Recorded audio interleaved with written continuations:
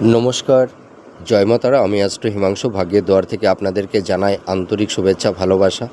আজ আমি যে প্রেডিকশানটি করতে চলেছি, জাতকেরা হলে আপনারা ডান হাতটিকে দেখুন, আর জাতিকারা হলে বাঁ হাতটিকে দেখুন। যদি কোনো জাতক জাতিকাদের আয়ুরেখার শেষ প্রান্তে এই ধরনের ফিশ সাইন তৈরি হয় বা মৎস্য চিহ্ন তৈরি হয়, তাহলে এই সব জাতক জাতিকাদের জীবনে কখনো অর্থকষ্ট হয় না।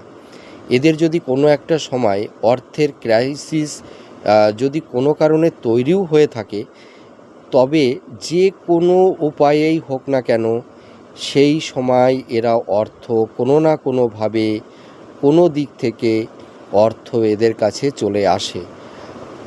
আর এদের মূলত মানে অর্থের অভাব সাধারণত জীবনে হয়ে থাকে না।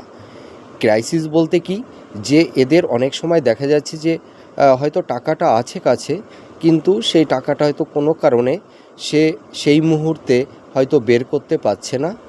এইটাই মানে এমন নয় যে তার ব্যাংকে হয়তো তার সেভিংসে অর্থটা নেই, এমন নয়।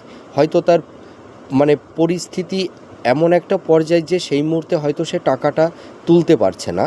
দেখা যাবে অন্যের কাছ থেকে সে সেই কঠিন সময় বা কঠিন মুহূর্তে এরা টাকাটা হাতে পেয়ে যায়। এবং এই সব জাতক জাতিকারা যদি কোনো মানে দূরে গিয়েও, অন্য স্থানে গিয়েও যদি এদের কোনো আর্থিক কোনো সমস্যা তৈরি হয়ে যায়, এরা যে কোনো সোর্স থেকে এরা কারুর না কারুর কাছ থেকে এরা যে কোনো উপায়ে অর্থটা পেয়ে যায়।